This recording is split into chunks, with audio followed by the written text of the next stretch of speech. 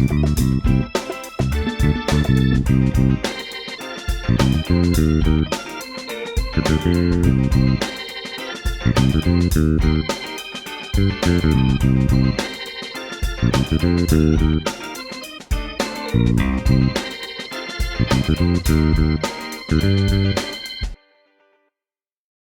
boa noite a todos. É com imensa satisfação que a Comissão de Direito do Trabalho da OAB Juiz de Fora recebe todos vocês essa noite para tratar de um tema tão importante para os profissionais da área jurídica, mas também para toda a sociedade. Sejam muito bem-vindos. Agradecemos a presença do Dr. Sebastião, a sua disponibilidade por estar conosco essa noite, trazendo o seu conhecimento a respeito desse tema de extrema relevância, né? Nós sabemos aí do quão corrida é a agenda do professor, com as atribuições no Tribunal Regional do Trabalho e outros afazeres. Então, é para nós motivo de muita alegria recebê-lo nessa noite. Gostaria aqui de agradecer à OAB Subseção Juiz de Fora por estar nos proporcionando esse momento, o presidente da Comissão de Direito do Trabalho, doutor Expedito Fonseca, em nome de quem cumprimento toda a comissão, e, em especial, doutor Sebastião Geraldo de Oliveira, né? Desembargador do Tribunal Regional do Trabalho da Terceira Região, membro da Academia Brasileira de Direito do Trabalho, onde ocupa a cadeira de número 10, membro da Associação Brasileira de Magistrados Espíritas, e um profissional que se dedica há muitos anos à defesa da saúde do trabalhador, maior autoridade do país em saúde no trabalho. Então, é realmente uma noite muito especial para todos nós estarmos aqui reunidos para ouvi-lo. Uma grande referência para profissionais com longa estrada no direito do trabalho e inspiração também para os jovens profissionais, né? Nós vemos aqui hoje muitos jovens advogados, e certamente um profissional que tem muito a trazer para todos nós.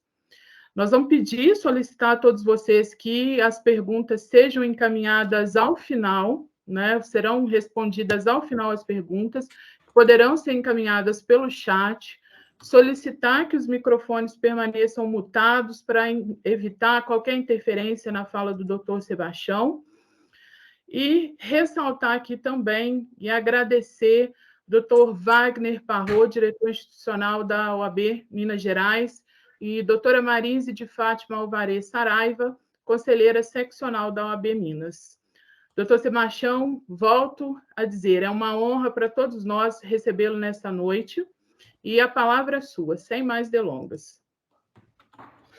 Muito obrigado, boa noite a todos, cumprimento a mesa em nome da Fernanda, que me formulou o convite tão generoso e tão carinhoso que eu não tive como resistir, apesar da dificuldade de agenda. Agradeço aí também as palavras, os cumprimentos do Expedito, da Larissa, do Igor, do Irone, e todos os demais que estão compondo essa mesa, José Luiz de Faria, Amanda, Paula Landim, esses que eu vejo aqui na minha tela, mas eu sei que tem outras pessoas também. É uma alegria poder, nessa noite, compartilhar com vocês algumas ideias novas. Quando estávamos preparando, combinando com a Fernanda o que abordar, eu indaguei, você quer um tema tradicional ou um tema mais moderno, novo? Não, vamos moderno. Quais dos modernos? Eu mandei umas 3 opções para ela, ela optou por esse, né? Da burnout como doença ocupacional. Então, vamos lá tratar desse tema que, de fato, ele é oportuno neste momento. Já aparece para vocês aí o slide da apresentação, Fernando? Acho que sim, não é isso? Ainda não. Mas será que eu tenho que exibir de novo? Abrir assim. Então, eu vou abrir aqui a bandeja de compartilhamento. Porque, sim, está aqui, compartilhar. Parece que agora vai dar certo. Já apareceu aí? Perfeito, professor. Perfeito, ok. Apareceu sim. Então, tá bom. Nós vamos, então, tratar desse tema, o burnout como doença ocupacional. Então, para iniciar, vejamos o seguinte. No Brasil, o tema das doenças, transtornos mentais relacionados ao trabalho, vem chamando a atenção na estatística. Veja que, nesses anos que tem estatística completas, que depois do período da Covid, elas ficaram contaminadas por situações da época da pandemia, mas veja nesse caso aqui que os transtornos mentais relacionados ao trabalho ocupa o terceiro grupo de doenças que geraram afastamentos por acidente do trabalho, né? O primeiro são os acidentes típicos, o segundo, as Ehlers-Danlos, o terceiro, transtornos mentais relacionados ao trabalho. E nesse campo, em 2017, por exemplo, quais as 3 doenças que geraram mais afastamentos oficialmente pela Previdência? Primeiro, o estresse, reação grave ao estresse. O segundo, a depressão.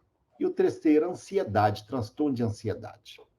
Essas 3 patologias é que vêm gerando grandes estragos na saúde mental, no adoecimento mental relacionado ao trabalho nas empresas no Brasil. Outras questões, transtorno bipolar, o transtorno fóbico ansioso, aí a quantidade é muito menor. Mesmo a esquizofrenia, uso de álcool, o volume é pequeno. As 3 questões sérias são estresse, depressão e ansiedade.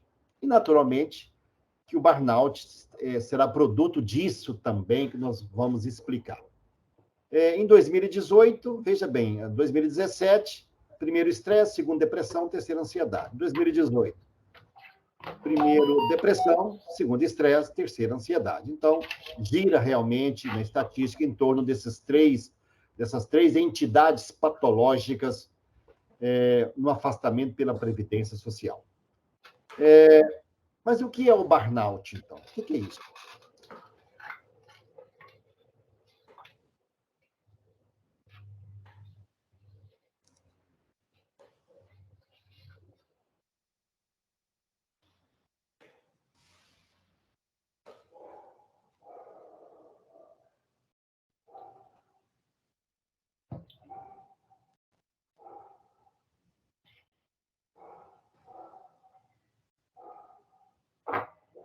Professor, o mudo do senhor foi ativado, né?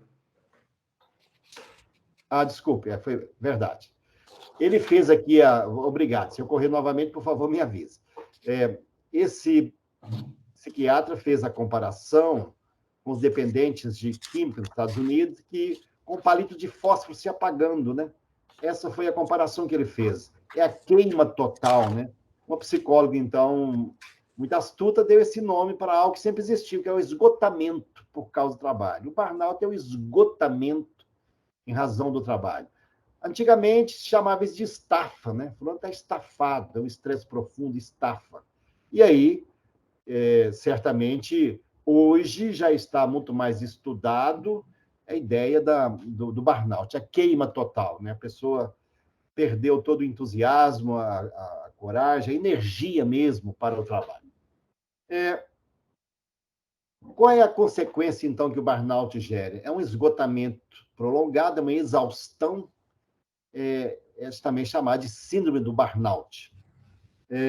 Ela surge, então, em decorrência de um estresse cronificado, uma tensão permanente, acaba provocando, assim, um incêndio interno, por isso que é a queima total, né?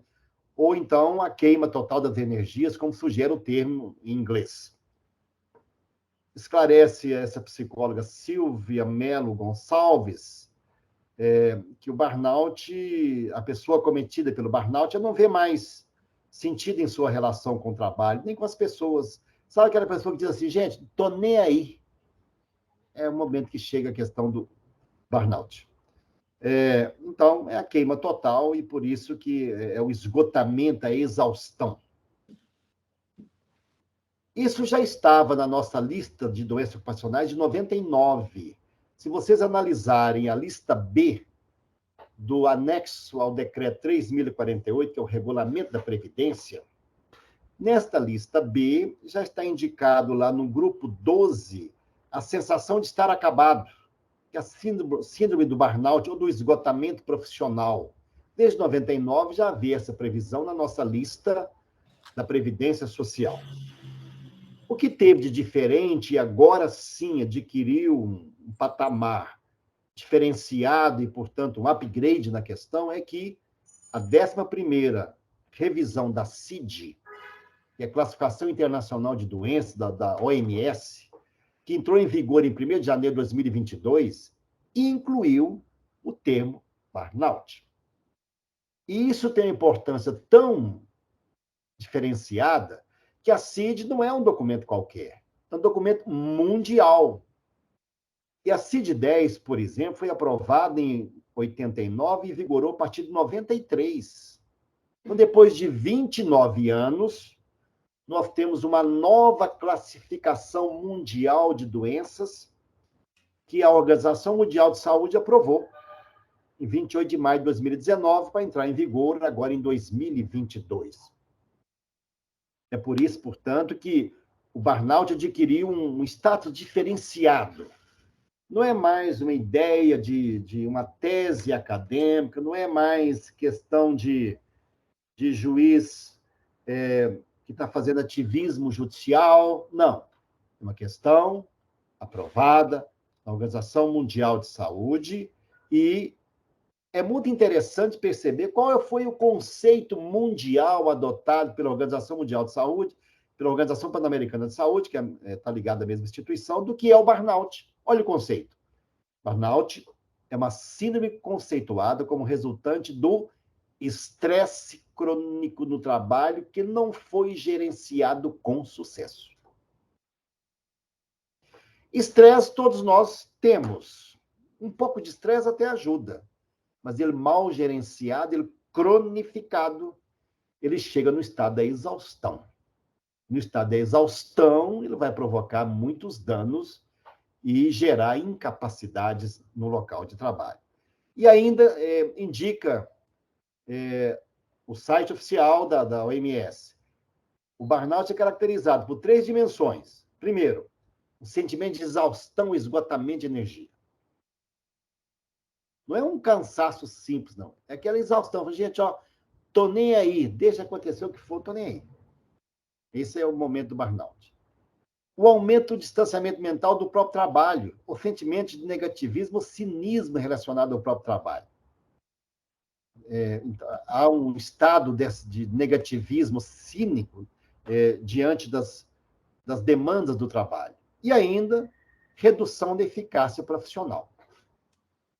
Isso é o conceito padronizado que os estudiosos, os peritos, com contribuição do mundo inteiro, para ser aprovado na Organização Mundial de Saúde, concluiu a respeito do que é o burnout.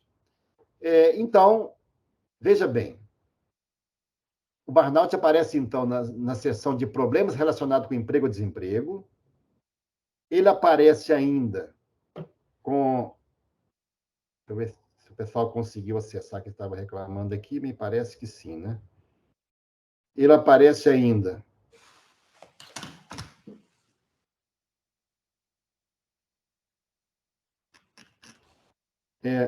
Assim, ele aparece ainda como, então, problema relacionado ao emprego e desemprego, e até o final de 2021, o código estava lá no esgotamento profissional, na CID-10, era Z73, era apenas uma síndrome um pouco mais dispersa. Agora tem um código próprio na CID-11, que já está em vigor em termos mundiais. Agora, então, vejam, quando fala que ele é resultante do estresse crônico que não foi bem gerenciado no trabalho, aí surgem grandes questões para fazer o tempo, analisar o nexo causal a respeito. E aí nós temos que fazer uma conexão interessante. Olha o que diz a NR1. O que diz a NR1. Olha o que ela diz. Que estipulou, criou aí os programas de gerenciamento, né, de risco. Ela mencionou o seguinte: o objetivo dessa norma é estabelecer disposições gerais, e diz aqui ainda, relativo à segurança e saúde no trabalho e as diretrizes, requisitos para o gerenciamento de risco ocupacional. Então, a empresa precisa fazer um gerenciamento do risco. E diz ainda, responsabilidades, NR1. A organização deve implementar, é um dever, não é uma faculdade. As NRs já foi apreciado isso pelo Supremo, analiso no meu livro também. Tem status equivalente à lei ordinária, porque são normas baixadas por delegação normativa, é que eles chamam de uma tendência de deslegalização de matéria técnica. Em vez de passar pelo parlamento a matéria de eminentemente técnica, delega para um órgão expedir as regras, como acontece nas diversas agências reguladoras, e tem força equivalente à lei. Então, eu não estou tratando de uma portaria qualquer, é uma norma regulamentadora que tem status equivalente à lei ordinária. Então, a empresa deve organizar, a organização deve implementar o gerenciamento de risco ocupacional. E cabe, então, constituir um programa de gerenciamento de risco. Como isso não é uma faculdade, é uma obrigação, o advogado mais cuidadoso, ao elaborar suas perguntas, testemunhas ou quesitos para o perito, vai indagar sobre o programa do PGR de cada empresa, se ela implementou isto ou não. A não implementação já sugere um comportamento culposo por parte dessa organização. E essa NR está em vigor desde 9 de março de 2021. E ainda a respeito, essa CID-11 fornece uma linguagem comum que permite compartilhar informações padronizadas para o mundo. Ela tem cerca de 17 mil códigos, que, colocando as suas subdivisões, já chega a 120 mil termos codificáveis. Então, essas combinações de códigos dá mais de 1,6 milhão de situações clínicas que agora podem ser codificadas. É uma padronização mundial. As empresas estrangeiras que estiverem por aqui já vão estar familiarizadas, a cada ano que passar, com essas classificações. E por isso que o burnout vai assumir uma dimensão superior nos próximos anos. Essa psiquiátrica Alexandra Meleiro, da Associação Brasileira de Psiquiatria, ela menciona que o burnout não pega só o lado emocional, ele pega também o lado físico.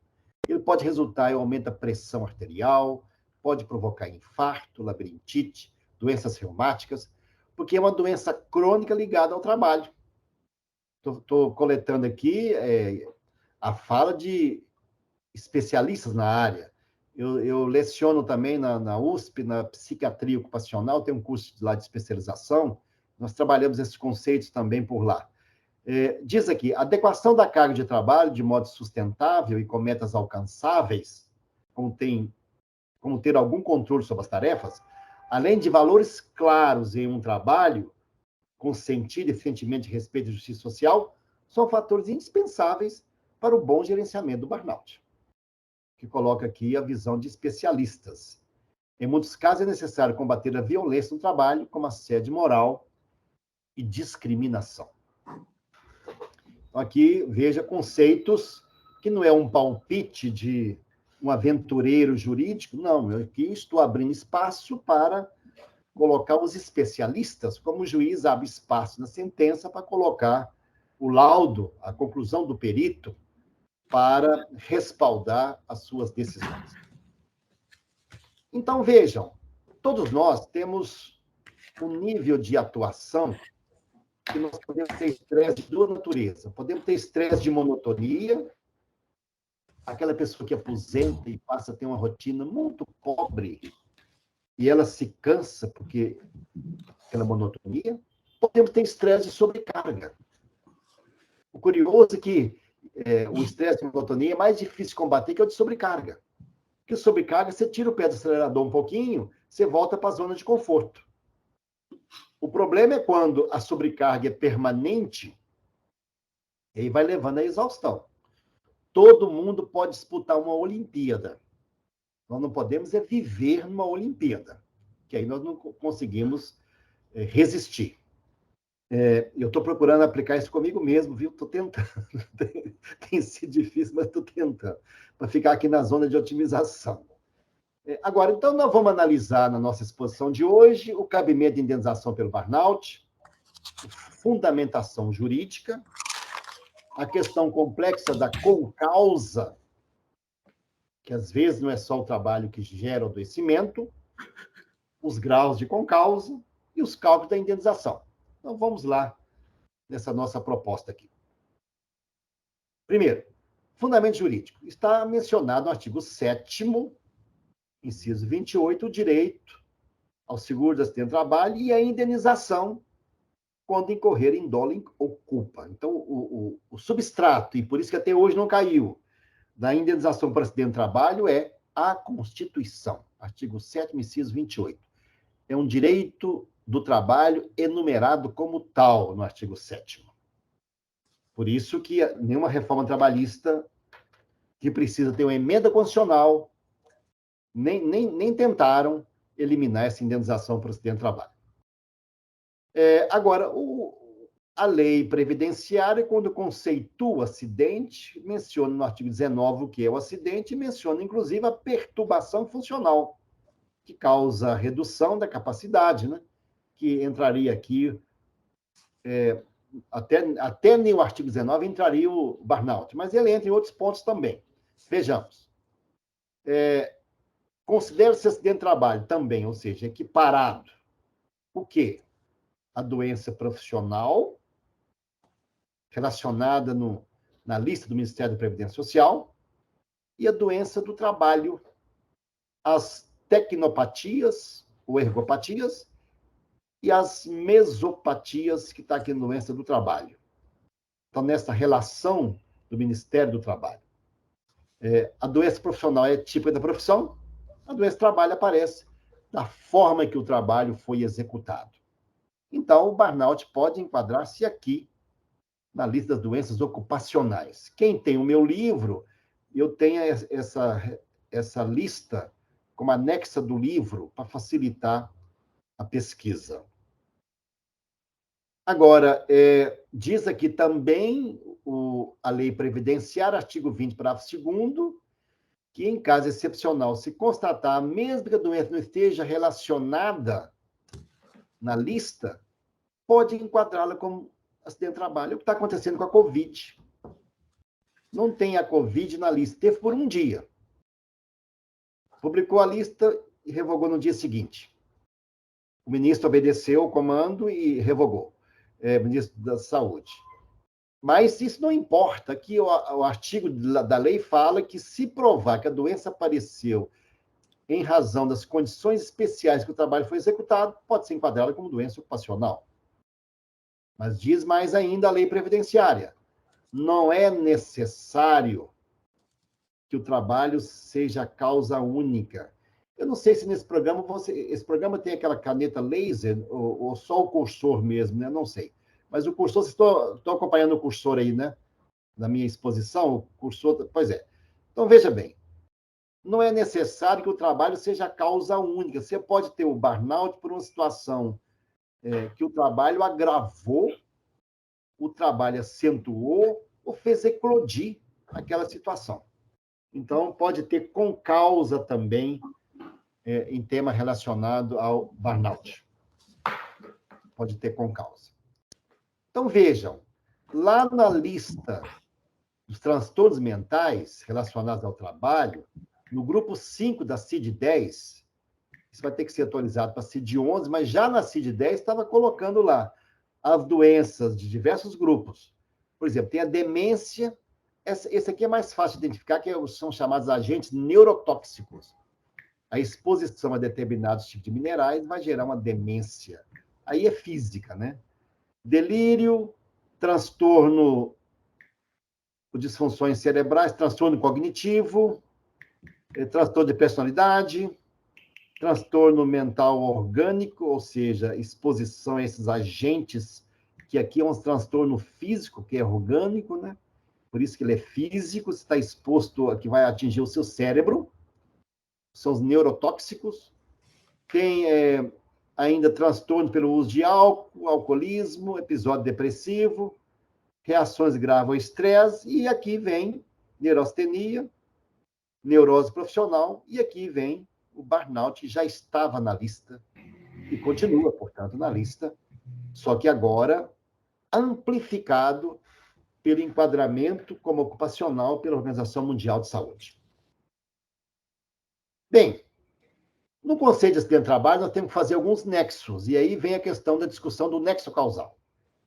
Veja bem, esse perito paulista, o Lenz Alberto, ele colocou 3 tipos de situações de nexo que eu fiz a adaptação aqui para compreender melhor o nexo causal. Nós temos primeiro um nexo etiológico. O que é o nexo etiológico? Tem que estar ligado ao trabalho, a serviço da empresa.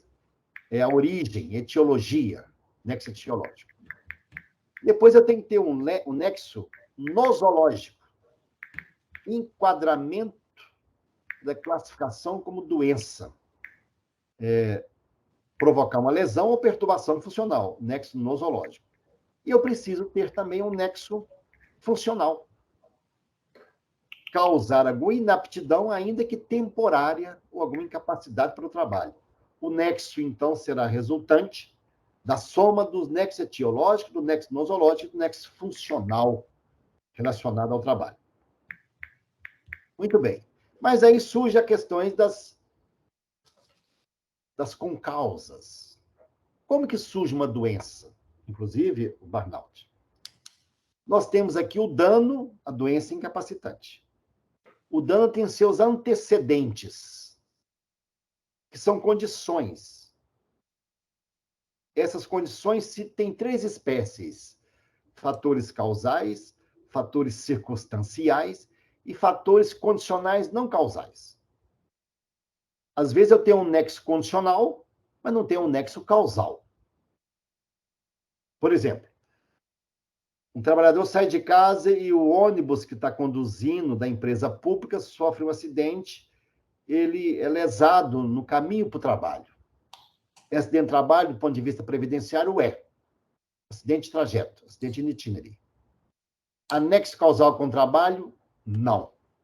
Anexo condicional. Ou a condição para sofrer o acidente é sair para ir para o trabalho. Mas o trabalho não foi a causa. Então, nem sempre as condições serão causas. Eu vou ter que analisar, no caso concreto, quando que a condição é causa, quando que as circunstâncias, quando que é uma condição não causal. Mas aqui estão verificando burnout, doença incapacitante, antecedentes do dano. Quais foram os fatores causais? E aí entra uma grande discussão interessante. Vejam. O sistema normativo brasileiro, e aliás mundial, não é só brasileiro não, de nexo causal, é muito pobre na legislação. Antigamente a preocupação era definir culpa. E a previsão que está no Código Civil é o seguinte: aquele que causar dano comete ato ilícito. Mas causar como? Qual a extensão disso? Podemos até buscar algum subsídio lá no 403, que fala que a causa abrange os efeitos direto e imediato. Só abrange esses efeitos, não efeitos indiretos e não imediatos. É uma ideia de limitar a extensão da causalidade.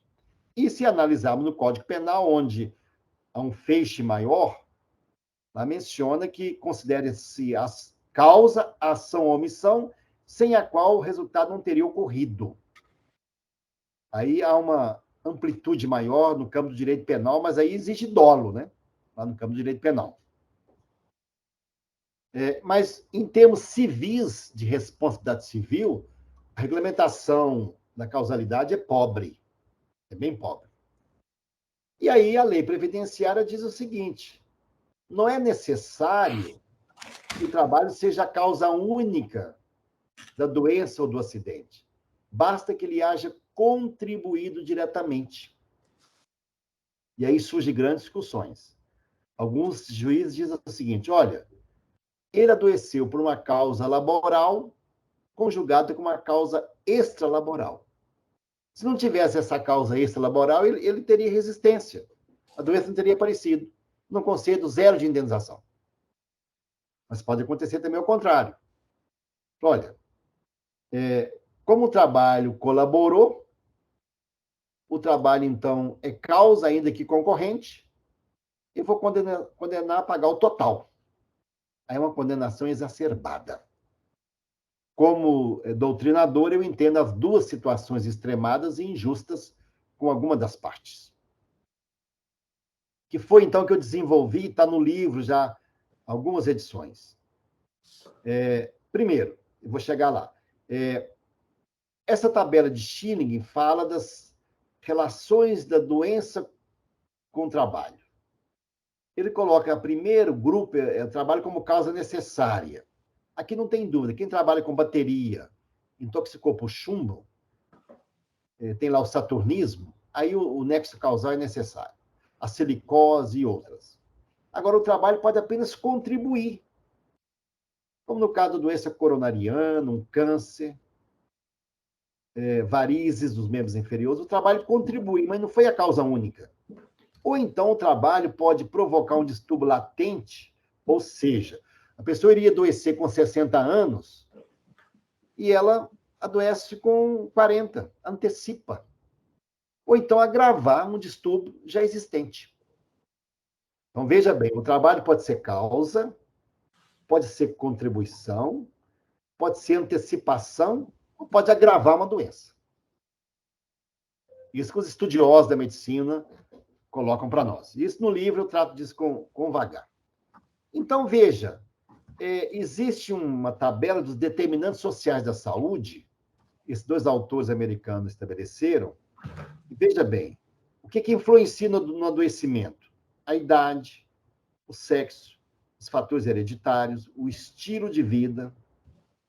Além disso, habitação, água, esgoto, desemprego, condições de vida, ambiente de trabalho. Então, há uma série de fatores que se conjugam para produzir o adoecimento. Uma série de fatores. Isso aqui não é só estudo teórico, não, está na lei. Olha o que diz a lei 8.080. Os níveis de saúde expressam a organização social e econômica do país, tendo a saúde como determinantes e condicionantes. Determina e condiciona o quê? Alimentação, moradia, saneamento básico, meio ambiente, trabalho, renda, educação, atividade física, transporte, lazer, acesso a bens e serviços essenciais. Muito bem. Isso significa o quê? Veja, como que alguém adoece, inclusive pelo burnout? Por fatores ocupacionais, riscos físicos, por exemplo, excesso de ruídos, químicos, solventes e produtos da matéria-prima, né? Riscos biológicos, você pode estar exposto a vírus ou bactérias, né? Riscos biomecânicos, máquinas, aparelhos, equipamentos, riscos estressantes, né? Trabalho de alta carga cognitiva, pressão da chefia, metas, né? Riscos psicossociais, né? O ambiente de agressividade, de competição exacerbado, né? Demandas cognitivas, né? Trabalho de alta concentração, fatores organizacionais, acidentes típicos, assédio moral e sexual, jornada exaustiva, tudo são fatores que podem gerar burnout. Mas pode gerar burnout também fatores não ligados ao trabalho. Nós temos aqui burnout ou outras doenças, né? Doença do grupo etário, doença degenerativa, doença pré-existente, atividades extralaborais que a pessoa desempenha, doença genética ou congênita, fatores psíquicos individuais, o sujeito é bipolar e tem transtornos de ansiedade, transtorno depressivo, diversos, né? São fatores individuais. Alguns hobbies, atividade, a pessoa tem hábitos de vida sedentário, por exemplo, dependência química, tem muitas situações assim, então isso aqui é fator não ocupacional. Só que a doença surge pela conjugação desses fatores. Muito bem.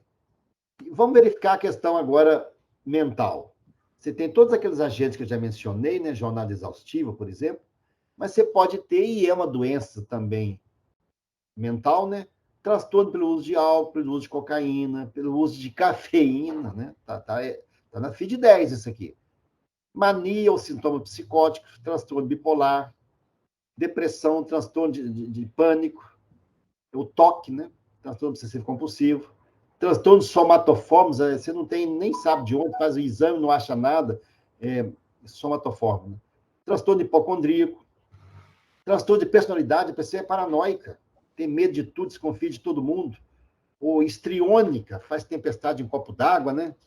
Ansiosa, anancástica, são situações que está catalogado pela psiquiatria como doenças. Muito bem. Então, veja, essas agressões que eu mencionei, inclusive o bullying, que é lei agora, né? O bullying aplica no ambiente de trabalho também, o bullying, né? Tem várias situações interessantes lá indicadas, metas abusivas, agressões diversas. Isso aqui são agressões psíquicas que vai gerar o quê? Ou um simples mal-estar, desconforto, angústia, tristeza, mas pode avançar por uma depressão, uma dependência química, o burnout, ou um estresse agudo, um estresse pós-traumático também, né, transtorno de ansiedade. Então, isso aqui vai aumentando de grau, essas agressões. E aí vem uma questão interessante, Expedito. Veja que nós temos aqui o dano moral e o dano psíquico, que as pessoas confundem. Observe isso, Fernando. Essas agressões podem causar tanto um dano moral quanto um dano psíquico. Só que nós temos um problema. O perito não conhece dano moral do ponto de vista jurídico. E o jurista não conhece o dano psíquico do ponto de vista da medicina. Às vezes eu tenho laudo e você não tem nada. Não tem doença, mas sofreu um dano moral. Porque o dano moral é um dano emocional. O mal-estar, o desconforto, o medo, o espanto, o incômodo. Por exemplo, a pessoa assediada, o assédio sexual. Pode ser que a pessoa seja bem estruturada, tranquila, psicanalizada, então ela vai achar aquilo incômodo, mas não vai perder noite de sono com isso, não. Mesmo assim, cabe indenização. Ela foi importunada, ela foi desrespeitada, e tem outros que vão adoecer, que vão ficar, tentar suicídio até. Então, veja, nem por isso o simples dano moral que aquele comportamento gerou não deixa de ser passível de gerar indenização. E a perícia precisa cuidar bem disso. Na hora que estiver analisando o burnout, por exemplo, burnout é uma doença já caracterizada, mas e o estágio pré-burnout? Só o mal-estar, o desconforto, o medo, a ansiedade, que ainda não gera afastamento, também propicia indenização. Então, veja essa diferença. O dano moral compromete só o bem-estar. O dano psíquico compromete a saúde. O dano moral, não há normalmente contribuição extralaboral. O dano psíquico tem, às vezes, com causa. O dano moral não gera afastamento, só o dano moral, mas o dano psíquico, quando chega uma doença psíquica caracterizada, gera afastamento, incapacidade, com emissão de CAT, né? Não cabe aqui emissão de CAT, aqui cabe.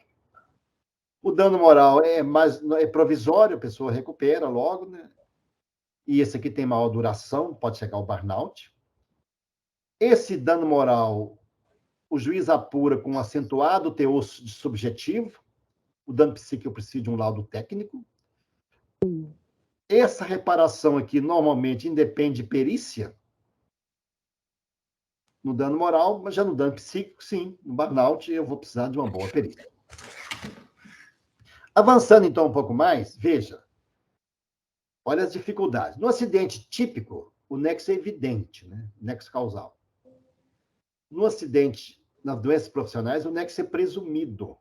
É doença típica da profissão. Por exemplo, a silicose, né? Na doença do trabalho, o nexo é provável. Mas nas doenças psíquicas, na COVID, a doença é possível, o nexo é possível.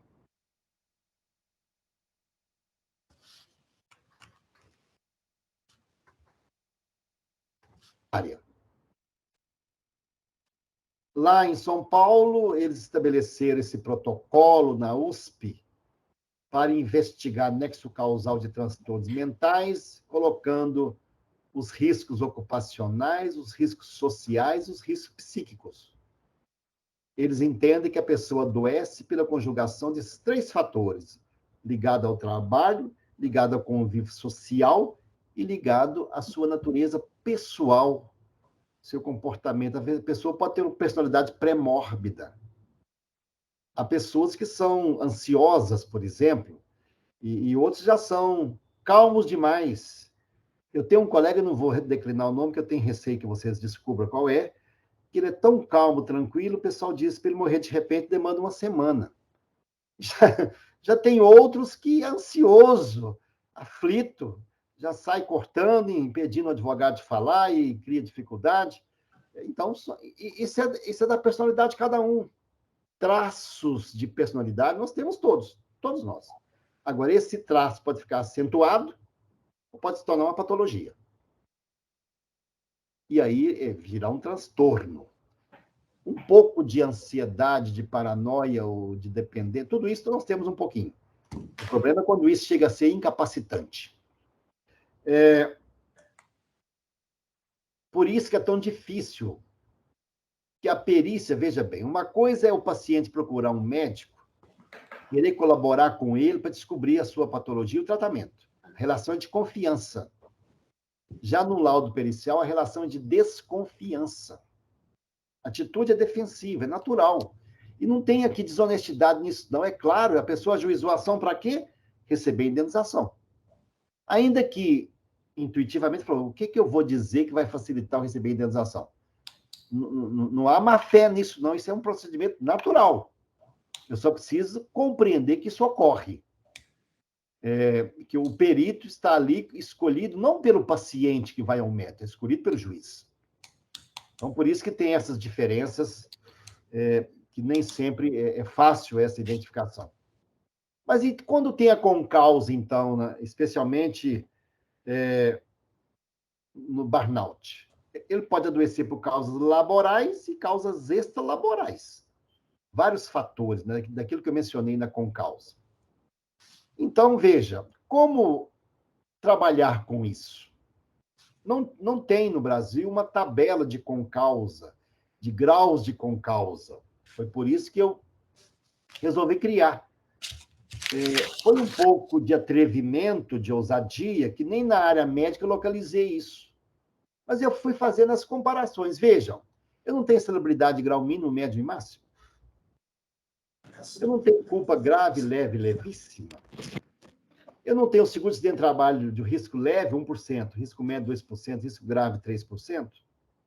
E a tabela da CIF, da OMS, da classificação de funcionalidades, incapacidade de funcionalidades, ela estabelece 5 níveis interessantes. Quando a incapacidade é de 0 a 4%, é desprezível. Quando for de 5 a 24%, é leve. 25 a 49% é moderada. Acima de 50% é grave. E acima de 96%, 95%, é completa. E ainda nós temos 2 princípios muito caros do direito do trabalho. O princípio da proporcionalidade e da razoabilidade. Juntei tudo isso, montei uma tabela. Graus de concausa. O que eu estou dizendo nessa tabela? Que está no livro, explicadinha. Os peritos estão usando essa tabela. Quando não tem causa relacionada ao trabalho, o nexo é extralaboral. Então, não tem concausa, só tem causa. Só que a causa é extralaboral. Mas se tiver nexo do trabalho, agente contribuir para o adoecimento ligado ao trabalho e não ligados ao trabalho. Eu tenho concausa. Aí que eu criei a tabela. Grau 1, o trabalho contribuiu de forma baixa ou leve. Grau 2, o trabalho contribuiu de forma moderada ou média. E grau 3, o trabalho contribuiu de forma intensa. Mas se a doença apareceu, teve uma contribuição extralaboral. Se o trabalho contribuiu de forma leve, a contribuição extralaboral foi alta. Se o trabalho contribuiu de forma moderada, a contribuição extralaboral foi moderada. E se foi de forma intensa, a contribuição extralaboral foi leve ou baixa. Por que estou colocando isso? Que até então os peritos faziam o seguinte: olha, o trabalho colaborou para o adoecimento. Juiz, como é que você vai arbitrar a condenação? Não foi só o trabalho colaborou. Eu não tinha elementos. O perito agora deverá me fornecer elementos com fundamentos. Vai fazer uma boa anamnese, investigar os documentos, mensurar. Eu não estou pedindo precisão, que não cabe precisão em medicina. Estou pedindo informação plausível, razoável, de um profissional da área identificar os 3 graus, de forma fundamentada. Colocando os 3 graus para mim no laudo, eu vou para o julgamento. Se for grau 1, veja bem, a contribuição laboral foi pequena, com causa grau 1. Se foi grau 2, foi mais ou menos equivalente. E se foi grau 3, o trabalho contribuiu de forma intensa. A maior contribuição foi laboral e a contribuição extralaboral foi menor, pequena. Quando eu tenho essa informação no laudo pericial, eu vou aplicar a lei. E esse artigo 945, a doutrina entende que é aplicável no caso aqui. Ele diz assim: se a vítima tiver concorrido culposamente por evento danoso, a indenização será fixada, tendo-se em conta a gravidade da sua conduta ou culpa, em confronto com a conduta ou culpa do autor do dano. Lendo no nosso caso, se o trabalhador tiver concorrido para o adoecimento ou acidente, a sua indenização será fixada, tendo-se em conta o grau ou a gravidade da sua conduta, em confronto com o grau ou gravidade da conduta da empresa. Não é um critério matemático, é um critério equitativo. E por isso eu posso chegar a 3 desfechos, a 5 desfechos, aliás. Veja bem, estão aqui. Se o trabalho não tem nexo causal, se a doença não tem nexo causal com o trabalho, a indenização é nenhuma. Se tem um nexo causal leve, o burnout, por exemplo, a indenização será proporcional reduzida. Se tem um nexo causal moderado, com causa grau 2, indenização também proporcional moderada.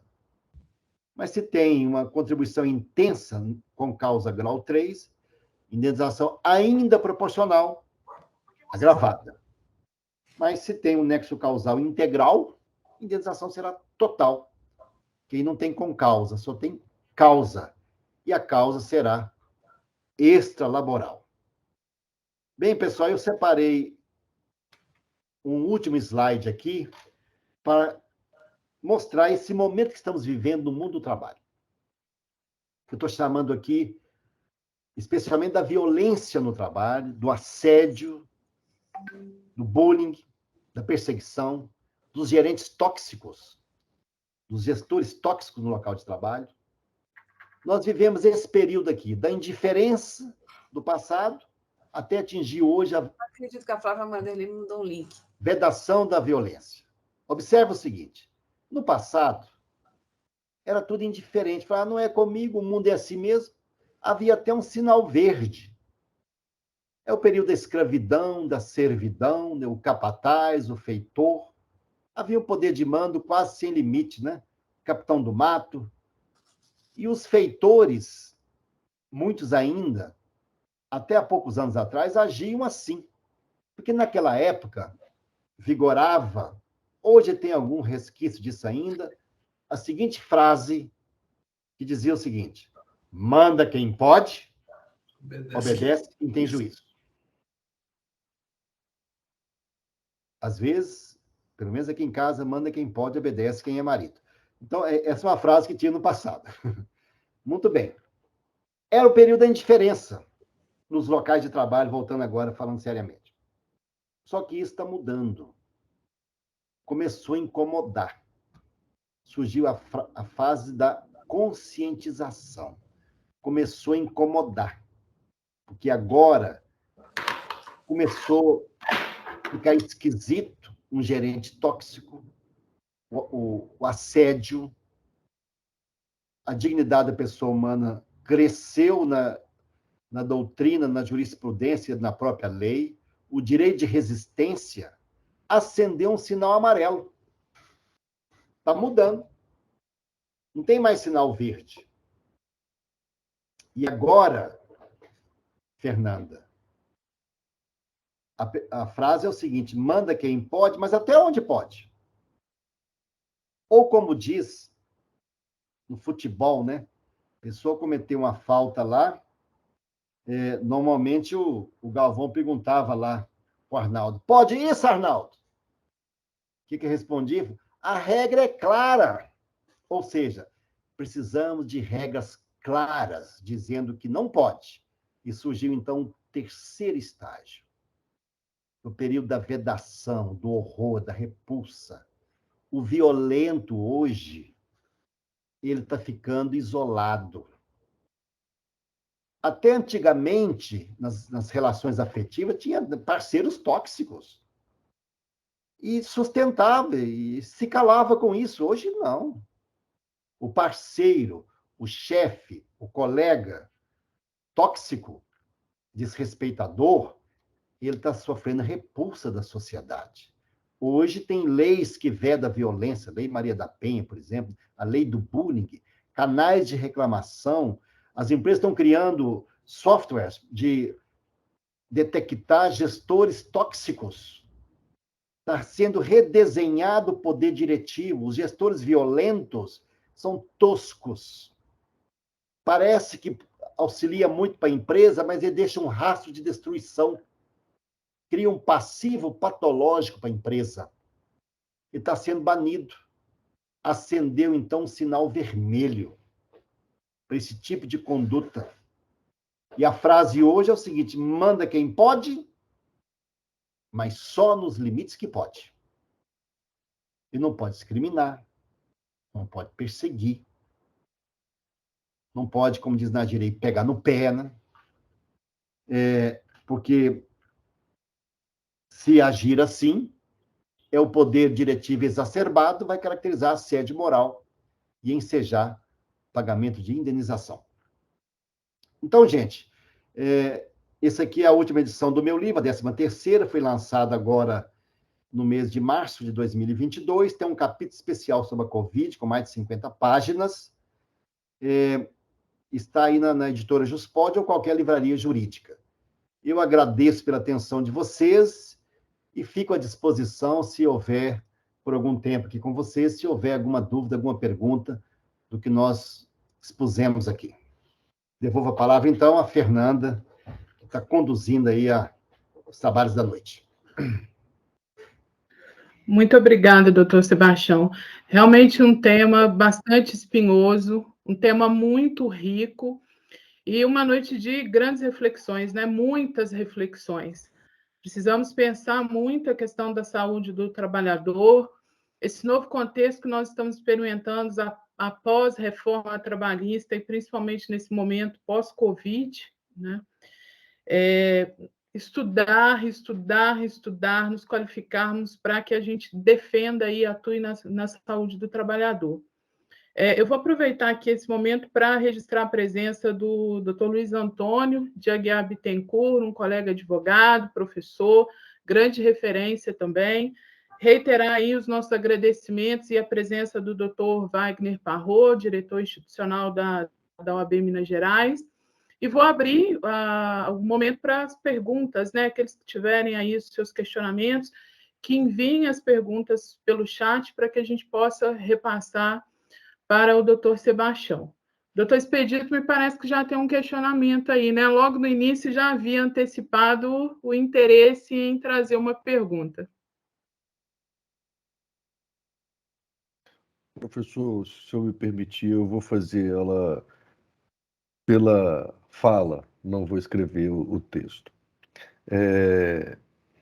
Hoje, estamos vivendo uma era do trabalho 4.0, onde que o autogerenciamento por controle, onde o trabalhador é empresário de si mesmo, tem gerado uma rotina de trabalho bem prolongada e se misturando com as relações de casa, os afazeres.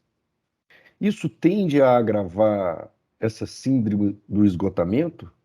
A gente está para assistir uma epidemia nas relações de trabalho com burnout? Veja bem, eu acho que você tem razão, porque o trabalho hoje ele tem características bem acentuadas. Ele é cada vez mais denso, densidade mais denso, mais tenso, maior tensão no trabalho, mais extenso e mais intenso. O trabalho denso, tenso, intenso e extenso gera uma alta carga cognitiva e desgasta mais. Porque a exigência tecnológica desafia o ser humano a cada vez produzir mais com menos tempo. E não se consegue fazer um upgrade no cérebro. O cérebro humano tem uma capacidade maravilhosa, imensa, mas ele tem suas limitações físicas. Não é uma máquina. Desgasta. Então, até para manter a qualidade, ele precisa ter sono adequado, momentos fora do trabalho.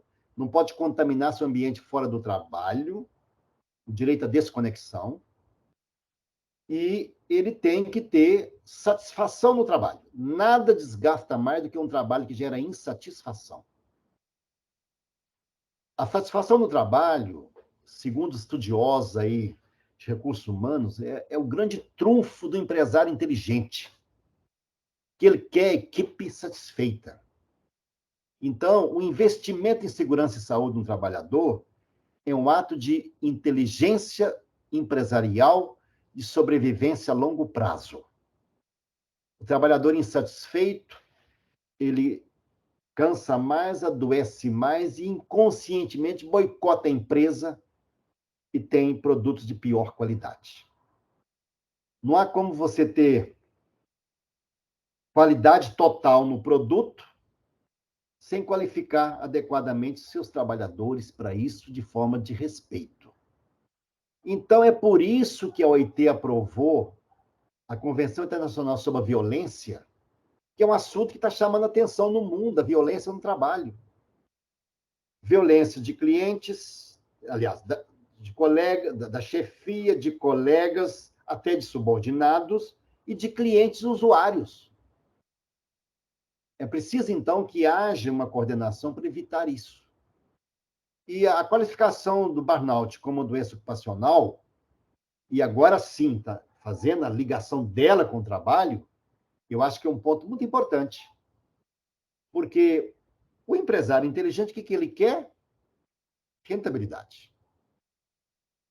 Vai custar caro quem não investir na prevenção. Não é só um ato de bondade, não, é um ato de inteligência. Nem sempre será por convicção, será por conveniência. Conveniência para ter retorno. É por isso que, nessa minha palestra em São Paulo, lá no Seminário de Direito Comercial, alguns colegas da área comercial falaram, olha, precisamos falar mais disso no meio empresarial também. Sim, porque para sobreviver a longo prazo, você não vai continuar gerenciando seu empreendimento como um mero capataz. A era do improviso, do arranjo, do puxadinho, já passou. Hoje nós precisamos de pessoas profissionais e qualificados. Não dá para levar só na valentia, só no instinto. Existem estudos aprofundados a respeito disso. Mesmo na França, Christophe Dejoux, da psicodinâmica, ele tem sido chamado para empresário na Europa inteira para discutir suicídio na empresa. Houve lá uma época de várias pessoas resolveram suicidar tudo na empresa e foi criando um ambiente hostil e apavorante. Por quê? Até onde vai? O nível de exigência tem que ser os limites. Então, isso pode, com certeza, vai gerar novas reflexões. Eu estou vendo aqui o Aderson, que bom que você está aí, amigo. O Aderson, nosso colega lá da Fernanda também, né? Bom te ver aí. Mas então, essa resposta que eu teria para você, Ian. Obrigado, professor. Pois é, a turma tá em peso aqui. Bruno também, já visualizei, Rodrigo, muita gente. Professor, nós temos uma pergunta aqui da doutora Janaína Couto. Ela diz o seguinte: no caso de reconhecimento pelo perito do INSS do acidente de trabalho por burnout, se haverá necessidade de perícia no judiciário? Sempre haverá. Essa discussão é antiga. O laudo da Previdência não nos vincula, nem para conceder, nem para excluir. É um indício forte, mas não nos vincula. São áreas distintas.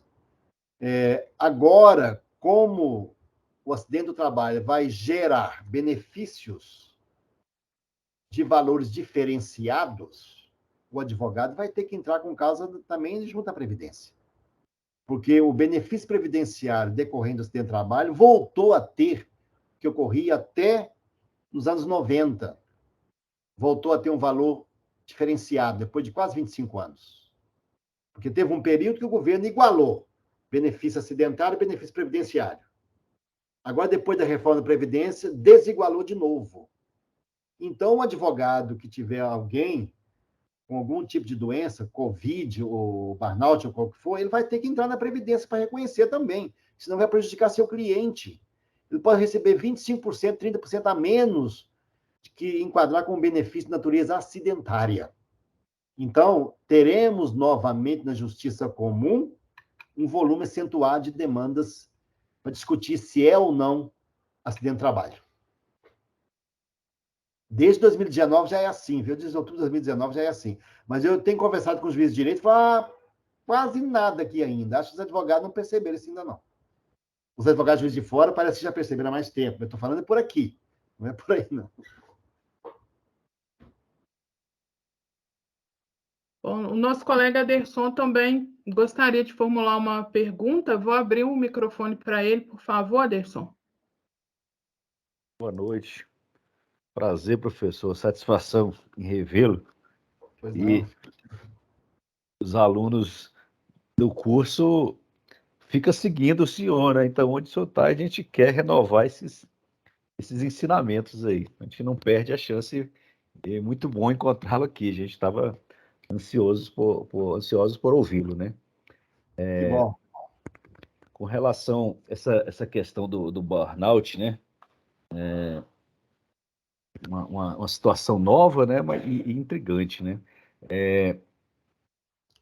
Eu pensei nessa situação da pergunta anterior da colega, e sabendo que não vincula, né, esse laudo do INSS, e aí o empregado que está acometido pela síndrome de burnout vai ter que passar, né, por uma perícia. E aí fiquei pensando na situação do artigo lá 950 do Código Civil, de como estabelecer um pensionamento, se o perito vai ter condição de dizer o percentual, o quanto ele está inabilitado para exercer a atividade, né? E como seria isso? O que não deveria faltar numa perícia para a detecção da síndrome de burnout no trabalhador, né?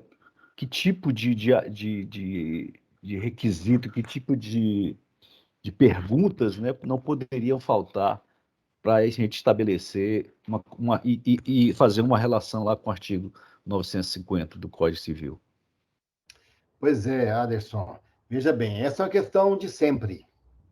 Porque surgem questões novas que nós não estudamos na faculdade, possivelmente nem os peritos, e a demanda está aí. A demanda está aí. Então, veja bem, o próprio conceito da OMS, burnout é o estresse cronificado, mal gerenciado. Tornou-se crônico. E muitas doenças cronificadas não são passíveis de reversão. Mas quem vai me dizer isso é o perito. E aqui existe conhecimento psiquiátricos. Às vezes você pega lá um médico ortopédico, não tem noção disso. Não preparou para isso. Então, mas O que nós precisamos fazer? Eu acho que sugerir ao OAB dar um curso para os peritos. Convidar os juízes do trabalho, as associações, vão fazer um curso conjunto, porque essa é uma demanda de sempre. É uma discussão que vai estar comparecendo. É claro que, com o tempo, vão aprendendo, o advogado vai aperfeiçoando e faz os quesitos certos, ele vai verificar se a empresa tinha um plano de gerenciamento disso, se tinha gerente tóxico, os estudos epidemiológicos apontavam quantas pessoas adoeceram na empresa por esse afastamento. O depoimento em áreas bancárias, tem muitos casos de assédio moral nessa área e outras, em telemarketing e tudo mais. Como que era a postura, as metas inatingíveis, as cobranças exacerbadas, tudo isso tem que ser levado para a prova, e o juiz se impressiona muito com a prova testemunhal a respeito disso. O depoimento da testemunha ainda é a prova predominante na justiça do trabalho, no dia a dia. E as empresas estão indicando, algumas estão preocupadas e treinando os seus gestores para evitar isso, para criar um ambiente adequado, até no judiciário. Agora tem uma norma do CNJ que todos os tribunais têm que ter programa de assédio moral, que tem assédio nos nossos meios também. Inclusive de juízes, desembargadores, até de ministros. Por que não teria? Onde tem o ser humano, existe assédio nas instituições, até nas organizações religiosas, até na família, né? Então, o assediador é alguém, o dominante está ali, desrespeito. Então, a civilização avança de forma lenta. Agora, na medida que surgem regras, normas claras, o que os estudiosos falam? O assédio vai desenvolver mais ou menos na organização, dependendo dos anticorpos ali instalados. Ou seja, a empresa tem programa preventivo, ela tem uma cartilha de orientação, ela estabelece para os seus gestores os limites dele. A ambição de crescimento é natural, mas tem limites. Tem um programa sério de denúncia. Então, é isso que o advogado vai conhecendo e vai buscando. Há situações que você já sabe até quem é o gerente tóxico daquela empresa. Começa a repetir 1, 2, 5, 10 casos daquela mesma empresa. Esse é o cara. Esse é o cara que persegue. E pensando, às vezes, até que está fazendo bonito para a chefia. Mas, no final, ele vai ser descartado como um elemento tosco que não tem inteligência emocional para lidar com pessoas. Aí. Peguei, professor. E a 13ª edição já chegou aqui também, ó. Opa! Que bom. Vai, Eu tenho divulga aí. Eu tenho todas. E não Tem deixe de todas, que adquirir bom, as né? novas. Um Não, capítulo inteiro sobre Covid, né? Para nós, autores, não é tanto pelo o retorno financeiro, que é quase o custo, mas é a gratificação de ver a ideia sendo disseminada com várias pessoas. Eu estou ministrando um curso agora para a assessoria do pessoal do TST, né? Então, os assistentes lá, e está sendo muito interessante, são pessoas que trabalham na redação de votos, né? Então, está sendo muito interessante esse diálogo lá com 76 alunos lá, me chamaram para isso, e então é bom ver a ideia sendo divulgada, né? E para restabelecer a saúde, né? Eu cheguei um tempo atrás no estado do Nordeste, alguém me cumprimentou, até um colega, falou assim, até num tom de brincadeira: você que é o Sebastião do acidente? Eu falei: não. Eu sou o Sebastião da saúde do trabalhador. Do acidente? Não, que ideia que ideia sinistra é essa?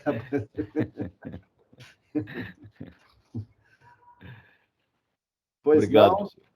É realmente uma obra muito primorosa, né? Os colegas que ainda não tiveram a oportunidade de conhecer, que façam a aquisição, porque é uma obra que aborda de uma maneira muito prática e bem tranquilo, um tema bastante complexo. Fica a recomendação. E a edição 2022, com a abordagem aí da Covid-19, com muito conteúdo.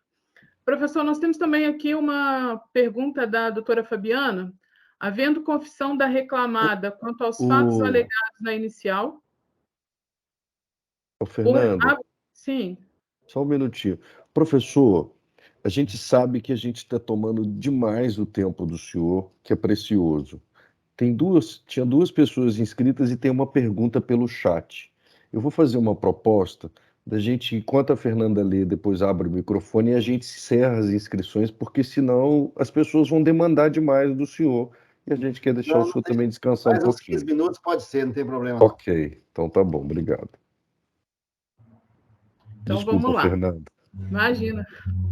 Havendo confissão da reclamada quanto aos fatos alegados na inicial por apresentação de contestação intempestiva, o perito deve ser questionado somente quanto à existência da incapacidade e o grau da perda, ou sobre o nexo causal com causal também?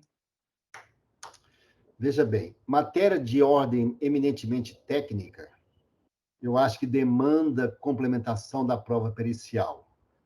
Porque o que torna em controvérsia são fatos, não a consequência dos fatos. Aí eu preciso de uma perícia. Ainda que isso facilite, às vezes, formar a convicção do julgador, o bom advogado, ele deve abastecer o processo com provas para tentar interferir na convicção do juiz. O bom advogado é aquele que leva tudo para os autos para interferir na convicção do juiz. O juiz não deve correr atrás das provas. O advogado que apresente as provas para o juiz. Esse é o papel do bom advogado. Ele não precisa utilizar latim, não precisa fazer citações de autores estrangeiros. Não, ele precisa ser preciso, no ponto. Levar fatos para o processo. Esse é o bom advogado. E vai me dar trabalho que está me apresentando elementos para formar na minha convicção. O que a jurisprudência pensa, o outro pensa, normalmente o juiz sabe, ou devia saber. Agora, a questão da prova dos fatos, é isso que ele deve fazer. Então, prova nunca é demais, especialmente para quem não tenha medo de que os fatos sejam revelados, né? Às vezes, e aí eu não estou condenando a estratégia do advogado, ele falou, eu dispenso minha testemunha, falou, não provou nada até agora, e às vezes, se for ouvir minha testemunha, ela vai prova que o reclamante nem fez. Isso é habilidade do advogado e não tem erro nisso. É experiência também, né? Então, assim, quando possível, esclareça bem as provas. Agora, se você acha que... Uma vez tinha uma peça interessante, não explica que complica. Às vezes aí você até dispensa a prova para evitar que seja esclarecido o fato, né? Mas eu acho que deve, sim, uma boa perícia vai sempre respaldar uma decisão justa. Isso aí. E para encerrar, então, doutora Ana Paula Gonzaga.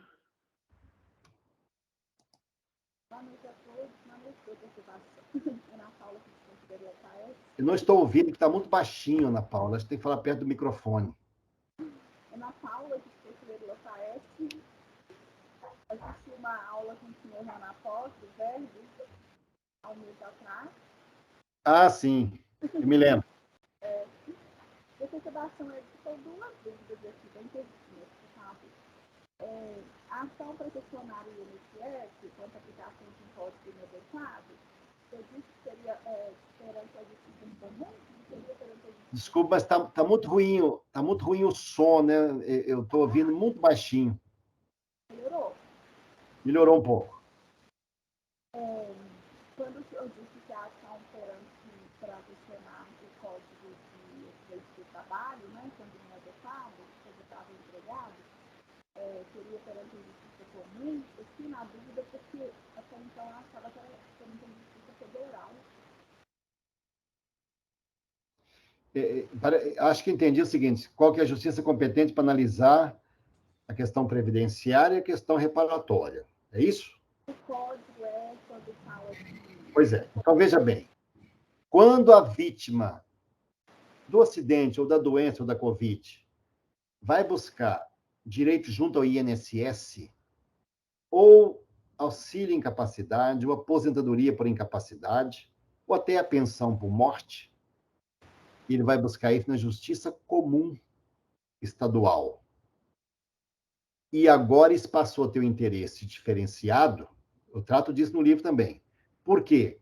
Porque os benefícios de natureza acidentária, o B91, ou aposentadoria acidentária lá, tem um código próprio, tem valor superior ao benefício simplesmente previdenciário.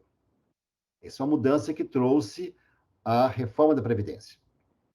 Agora, quando ele vai buscar indenização, seja por doença, por acidente do trabalho, em face do empregador, aí é competência da Justiça do Trabalho. Então, ele vai ter que entrar com duas demandas distintas. Uma na Justiça Comum, para enquadrar o evento como de natureza acidentário, para ele poder receber benefício acidentário para o resto da vida, por isso que ela é importante, e outra perante a empresa, se ela tiver culpa ou se for atividade de risco, para receber a reparação dos danos sofridos pelo acidente e pela doença de natureza ocupacional. São duas esferas distintas de ação. É importante estudar isso. No livro eu trato disso com vagar, quem tem o livro, lá no capítulo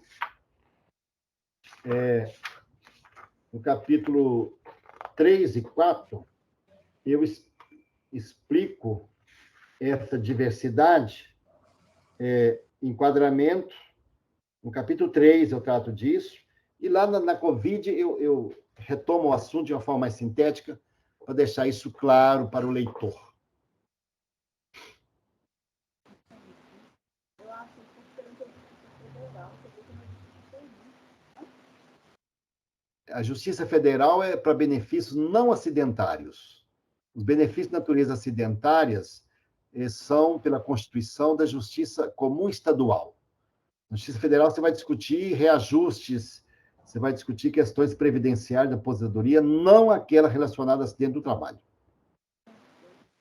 Porque, Sebastião, aqui no meu grupo seria o seguinte: a gente sabe que, infelizmente, a maioria, não vamos dizer a maioria, Eu não estou ouvindo.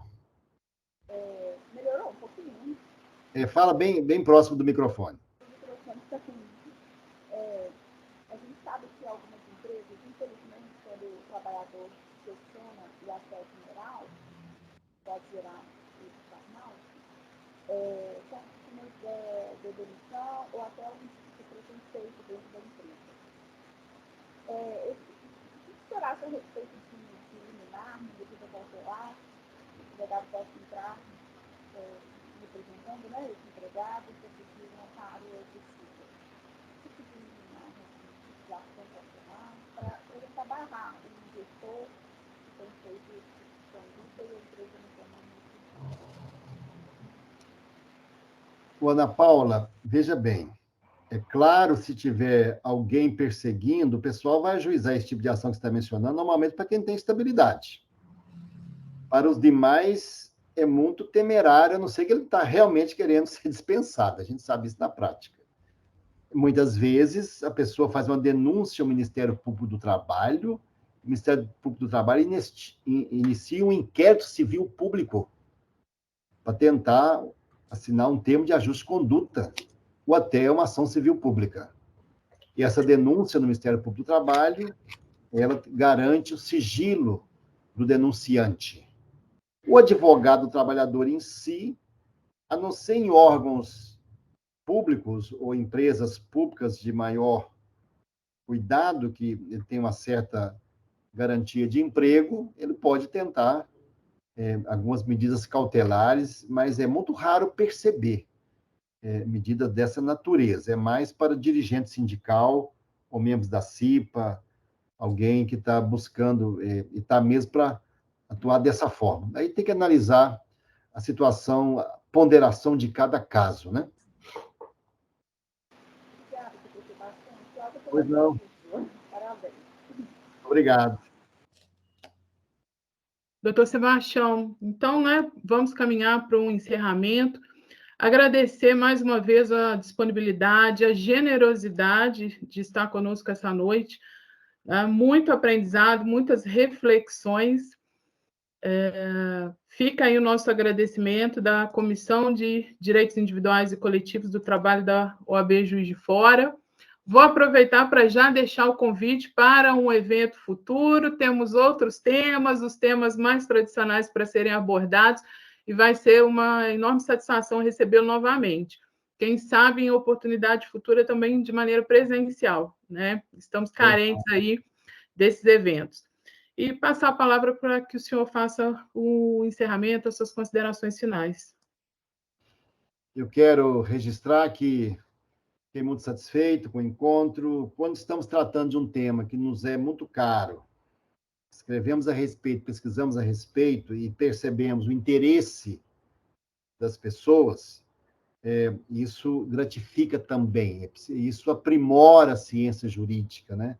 Eu ficarei satisfeito se vocês saírem daqui com mais dúvidas do que chegaram, porque vocês serão motivados, opa, preciso estudar, não quero ser um advogado que esteja à margem disso. Pelo menos amanhã eu quero chegar lá falando de burnout para deixar todo mundo impressionado. O que é isso, gente? Que história é essa? Mas isso é um desafio bom, né? As motivações é que nos leva a parar, a pesquisar, a investigar. E tempo é questão de opção de prioridade. Quem quer, cria meios. Quem não quer, arranja desculpa.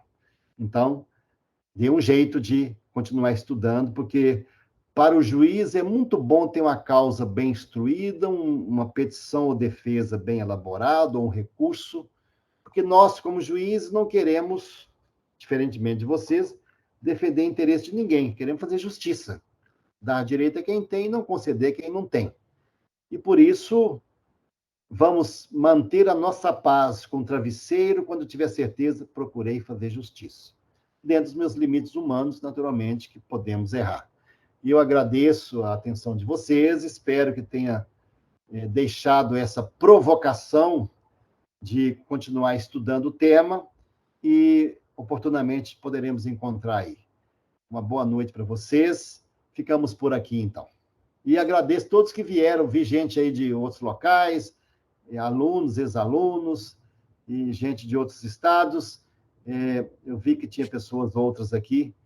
Agradeço pela prestigiar o nosso evento. Muito obrigada, professor. Boa noite a todos. Obrigada a todos pela presença. Pois não, até mais.